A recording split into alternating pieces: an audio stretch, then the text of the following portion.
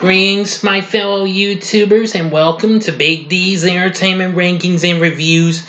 My name is Doyle, better known to y'all as the Big D, with another back-to-back review in a week of Disney. This time, I bring to you Mary Poppins from 1964, along with its recent sequel, Mary Poppins Returns, from last year. Yes, this recently turned 55 not so long ago. Anyway, the film was directed by Robert Stevenson, who of course later went on to direct several other Disney flicks. As I seem to recall, he did lots of them. As I recall, I mentioned a few of those. Amongst them included Old Yeller, Darby O'Gill and the Little People, The Absent-Minded Professor, and Son of Flubber, and plus a lot of others that came before Mary Poppins even came out. He'd also go on to direct That Darn Cat, The Love Bug, Bedknobs and Broomsticks, look for a review of that tomorrow, and Herbie Rides Again, and The Shaggy DA. But anyway, the film stars Julie Andrews in her first feature film debut. Well, it'd be her first feature film, but it's her feature film debut, and sorry, I get the words. Oh boy, I'm sorry, everyone. But anyway, and of course, after this, she'd go on to star in The Sound of Music. She stars along with Dick Van Dyke, David Tomlinson, and Glynis Johns.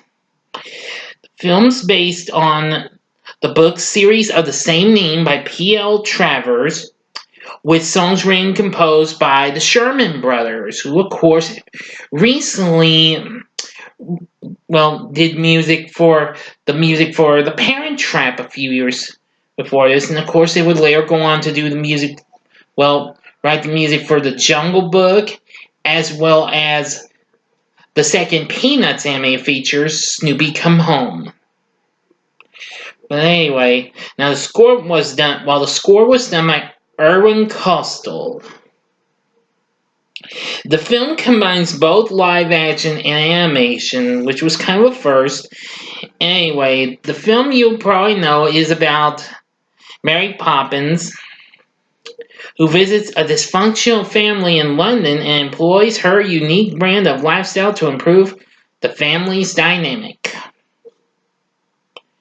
Anyway, let me see now.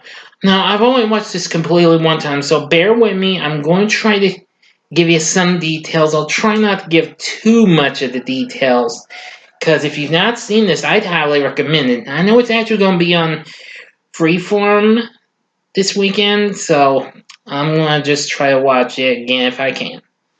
Anyway.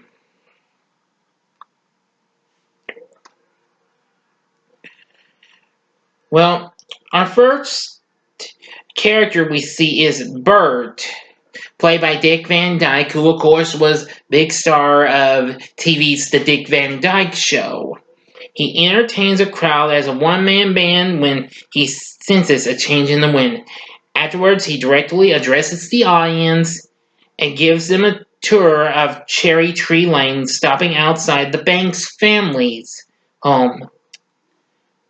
George Banks, I do believe, let me see, yes, that's David Tomlinson, who of course would later go on to be in The Love Bug and Bedknobs and Broomsticks,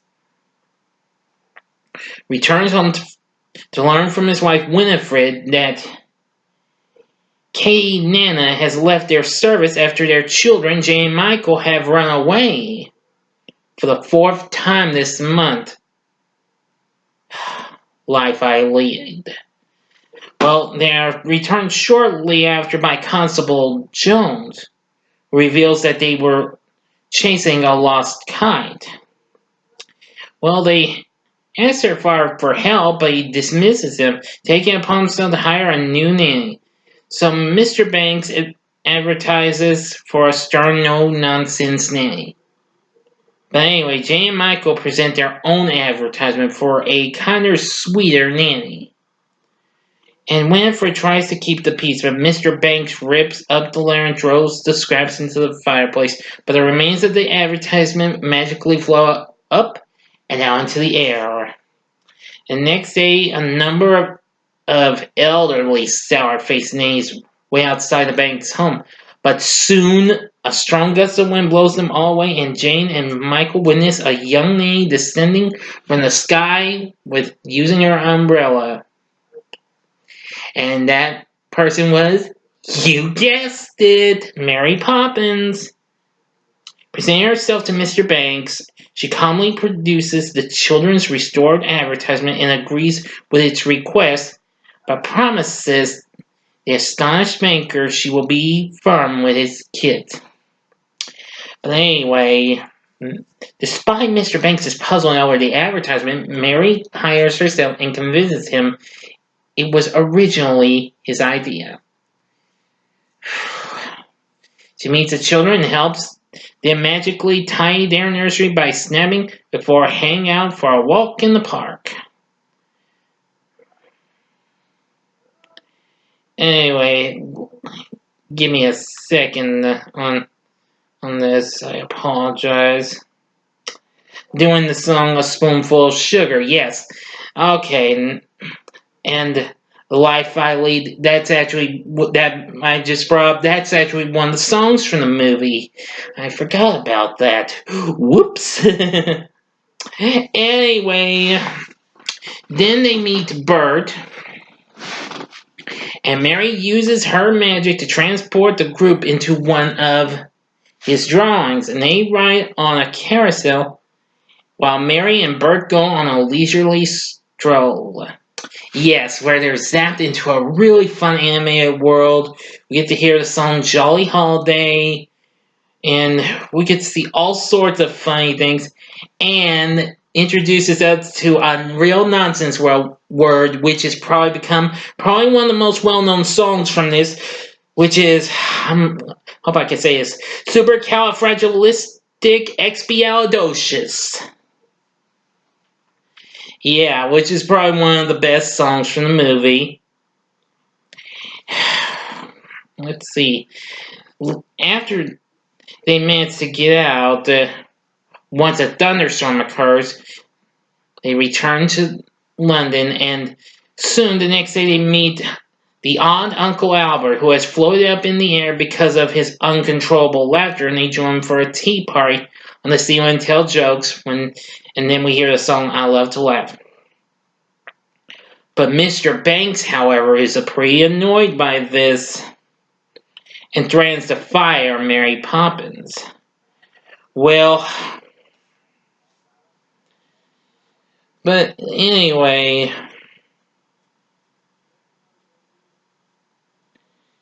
but she manipulates him into taking the children to his workplace, the bank.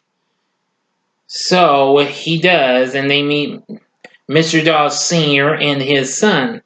But Mr. Dawes aggressively urges Michael to invest his tuppence in the bank, ultimately snatching the coins from him. Now, I'm trying to see here.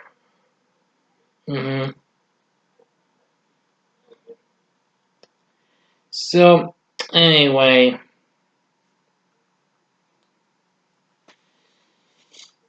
Then a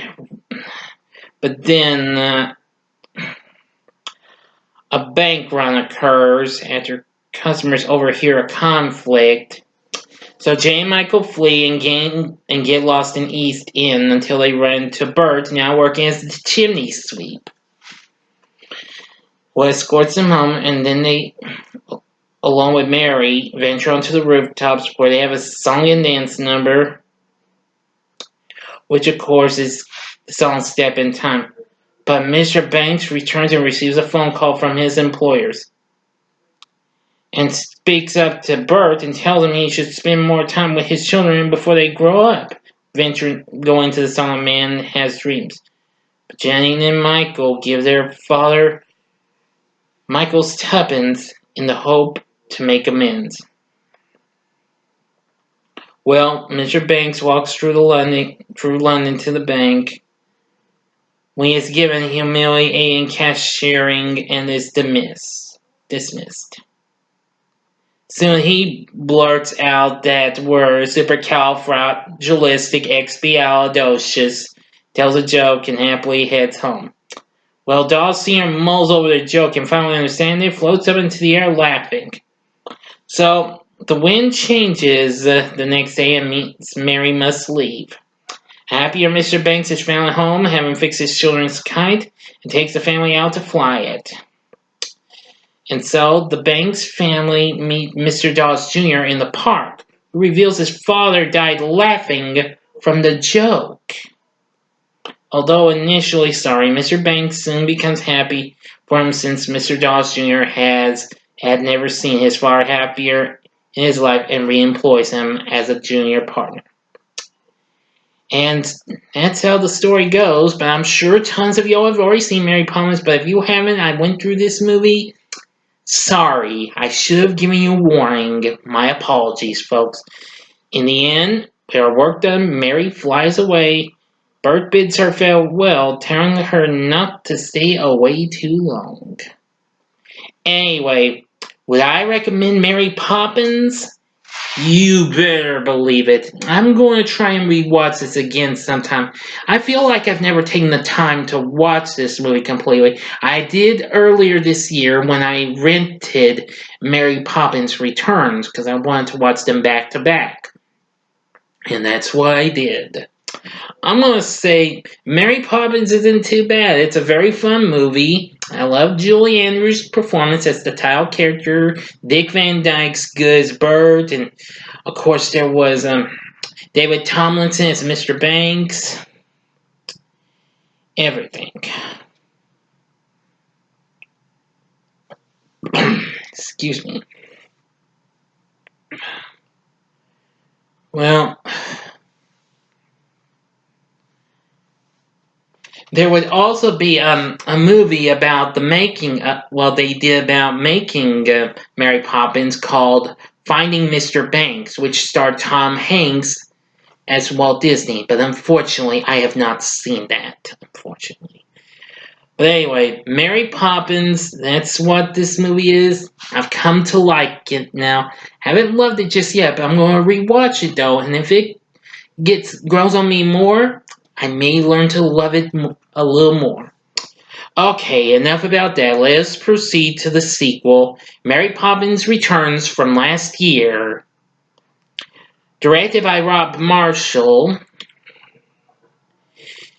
the film now stars Emily Blunt in the title role, along with Lin-Manuel Miranda, Ben Whishaw, who recently plays the young version of Q in the last couple of James Bond movies, which were Skyfall and Spectre, and he's expected to return the next one next year. And of course, he also did the Paddington films, where he voiced the title character. Also in the cast is Emily Mortimer, Julie Walters, from the Harry Potter franchise. Dick Van Dyke is back in this, and the same thing, and also there's Angela Lansbury, Colin Firth, and Meryl Streep. Now this takes place 25 years later after the events of the original film, as we see Mary Poppins, the former nanny of Jane and Michael Banks, returning 1 year after a family tragedy. Yep. Anyway, we focus on now grown-up Michael Banks. He lives in his childhood home with his 3 children, Annabelle, John, and Georgie, after the death of his wife a year earlier. Well, he is taken a loan from his employer, the Fidelity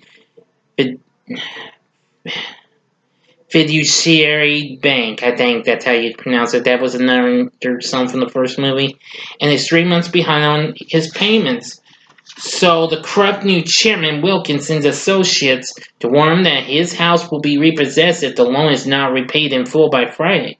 So Michael and his sister Jane, also now grown up, recall that their father left them shares in the bank that should cover the loan.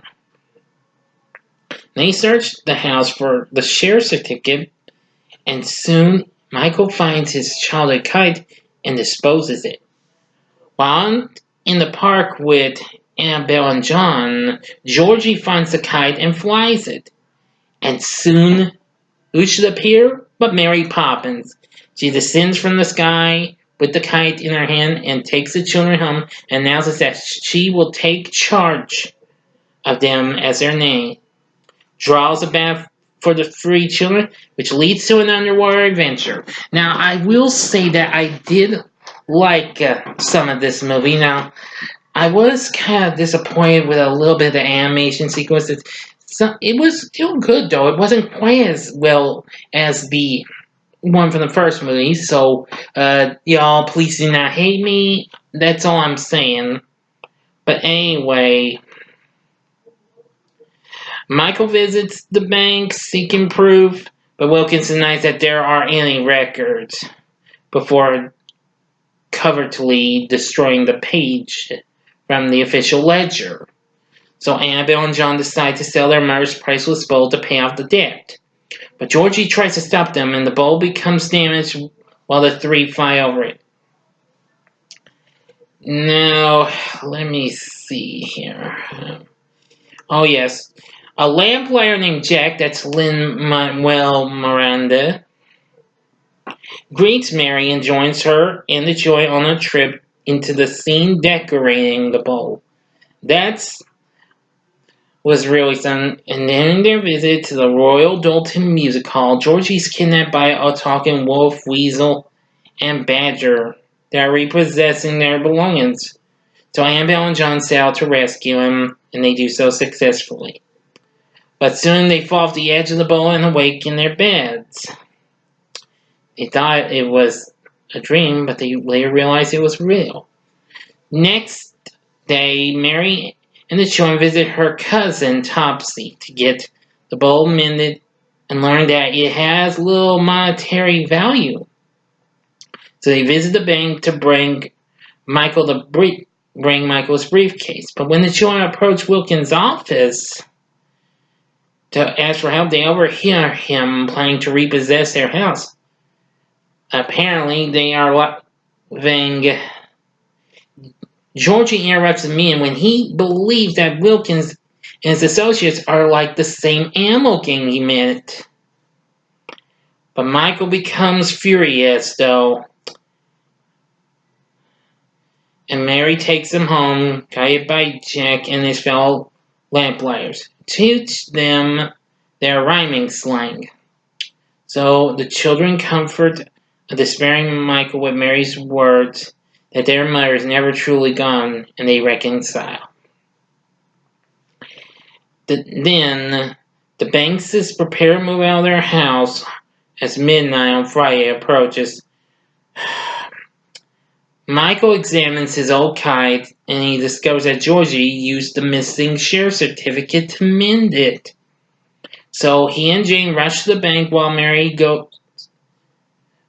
Mary and the children go with Jack and the lamplighters to Big Ben to turn back time. After scaling the clock tower, Jack and Mary turn the clock back 5 minutes to give Michael and Jane enough time to reach the bank. But Wilkins, however, will not accept the certificate as part of it is still missing.